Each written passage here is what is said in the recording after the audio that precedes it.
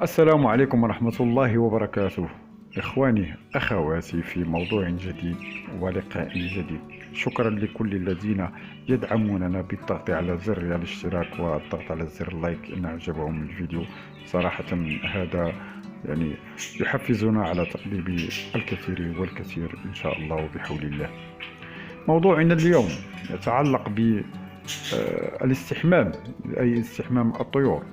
فصراحة لا يخفى على أي هاوي أو محترف في تربية الطيور خاصة الكناري بأن الاستحمام له أهمية كبيرة في حياة الكناري.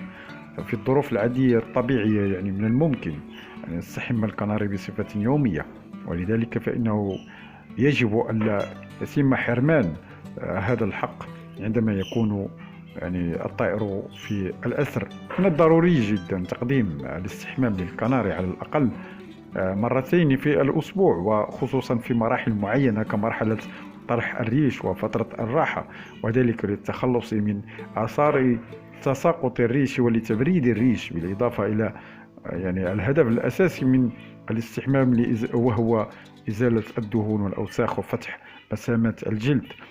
بعض المربين يفضلون عدم تقديم الاستحمام للكنار بفترة الرقود أو وضع البيض، فترة إطعام الفراخ، في حين أن صراحة بقية المربين يعتقدون أنه من الضروري وضع أو إعطاء الإناء الاستحمام للكناري في هذه الفترة. ومن أجل الحصول على عملية الاستحمام تكون في الغالب نموذجية، هناك صراحة عناصر لابد من توفرها في وعاء الاستحمام، وأيضا المواد المضافة على الماء الاستحمام، وأيضا درجة الحرارة الماء المستخدم، وأيضا فترة الاستحمام متى وأين.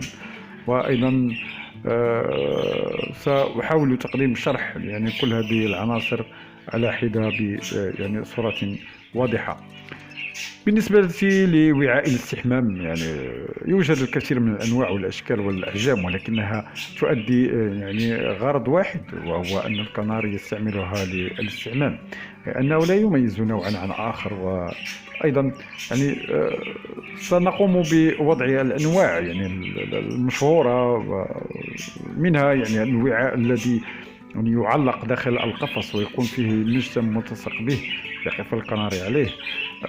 وهناك وعاء ثاني وهو الوعاء الذي يعلق خارج القفص، وهو من بين الأنواع التي أفضلها. أيضا هناك أشكال كثيرة تختلف مميزاتها من وعاء إلى آخر. فيما يخص وقت الاستحمام، فإن أفضل وقت للاستحمام وهو بعد أن تتم إطعام طيورك في الصباح، مثلا في تقريبا وقت الظهيرة. فتقوم بوضع أوعية الاستحمام مع الساعة 11 تقريبا أو 12. صراحة قمت بذلك مرارا تكرارا، وأرى بأن هذا الوقت هو مناسب لاستحمام الطيور. هنا صراحة يجب أن نقوم بشيء مهم، وهو عندما نقدم وعاء الاستحمام للطائر يجب بعد مرور 15 دقيقة تقريبا ربع ساعة أن نزيل الوعاء الاستحمام كي لا يشرب منه الطائر. ففي الغالب هناك بعض المربين صراحة ينسون أوعية الاستحمام داخل الأقفاص أو داخل القفص، يقوم الطائر بالشرب منه، خاصة وإن كان لديك فراخ لا تعرف بعد كيف أن الوعاء لا يصلح للشرب بعد الاستحمام. وهذا لسبب وجيه كي لا تنتشر البكتيريا داخل الوعاء. الطيور بشكل عام تستمتع بالاستحمام في المياه الباردة عكس التي تكون حارة أو دافئة، وخصوصا في فصل الصيف. فيجب الحرص على توفير الماء البارد للطيور عند الاستحمام كي يستمتع بالماء البارد. وصراحة قمت بهذه التجربة على طيوري، وقد كان الفرق واضحا لكن إحذروا يعني صراحة من تعريض الكناري للتيارات الهوائية. فالمشكل الذي يقع فيه المربين وهو أن طيور الكناري صراحة لا تصبر للتيارات الهوائية وتصيبها بالمرض الفجائي، وقد لا قدر الله يعني يصل إلى موت الطائر. وصراحة فيما يخص الاستحمام يعني هناك مواد كثيرة يعني يمكن يعني إضافتها لماء الاستحمام، والهدف منها هو أن يكون هذا يعني الاستحمام مثالي وفي نفس الوقت نافع للطيور، خاصة طيور الكناري. فصراحة هناك بعض المواد التي تساعد يعني طيور الكناري في التخلص من البكتيريا والحشرات العالقة بريشها، وأيضا يعطي الريش يعني لمعان يجعل شكله أجمل. لكن صراحة أنصحكم بأن لا تستعملوا يعني منتجات تكون كيماوية، فهذا صراحة سيعرض الطائر لعدة مخاطر. فإن كان ولا بد يعني من وضع يعني مواد، يستحسن أن يتم يعني وضع مواد تكون طبيعية وغير كيماوية. فمثلا يمكن وضع يعني خل التفاح يعني في الوعاء يعني الذي يصلح للاستحمام، فيعني قم بوضع قدر قليل من يعني خل التفاح. وصراحة خل التفاح له عدة مزايا وقد ذكرتها يعني في يعني فيديوهات سابقة. هناك من المربين من يضعون الديتول، نعم إخواني أخواتي، هناك من يضع يعني الديتول. صراحة الكل يعلم بأن الديتول يقوم بقتل البكتيريا وما إلى ذلك وإلى كذا وكذا، وأيضا يعني يقوم بوضع القليل من الديتول في يعني وعاء الطائر. لكن صراحة لا أنصحكم بهذا الحل.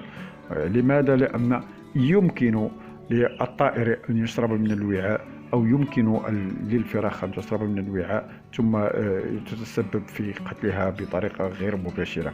صراحة أنا لم أقم بذلك يوما ولن أقوم بذلك في يوم ما، نظرا لأن الديتول معلوم بأنه يعني يتوفر على مواد يعني كيماوية، وربما ستؤثر على الطائر. حتى هناك من سيقول ربما سأقوم بوضعه يعني في وعاء مخصص للاستحمام، وأن الطائر لن يقوم يعني بشرب يعني ذلك الماء أو كذا. لكن لا تنسى صديقي، كما تلاحظ في الفيديو، فالطائر أول شيء ما يقوم به وهو بوضع يعني منقاره على الوعاء كما ترون، كما أنه يريد أن يشرب، لكنه بذلك هو يحاول فقط يعني تحريك المياه، وهذا ربما إن وضعت الديتول ستسبب في موت الطائر. هناك من سيضع يعني أيضا الليمون، فهو يساعد في إعطاء ريش الكناري لمعان جميل، وأيضا في تنظيف الريش.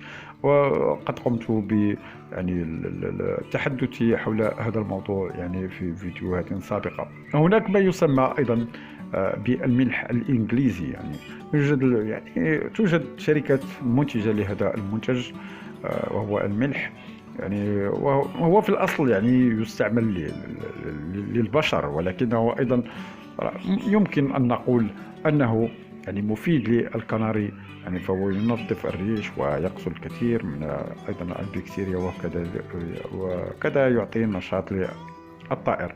لكن صراحة أنا لم أجرب، وأظن أنني سأقول لكم أنه لا تقوم بتجربته إلى حين أن تجدوا شخصا يعني يؤكد لكم على أنه وضع هذا المنتج، ويعني الطيور يعني بعدها تصبح في يعني صحة جيدة. كان هذا موضوعنا لليوم إخواني أخواتي، شكرا لكم على حسن المتابعة. إن أعجبكم الفيديو فلا تنسوا الضغط على زر اللايك، وإلى اللقاء إن شاء الله وبحول الله في موضوع جديد. إلى اللقاء.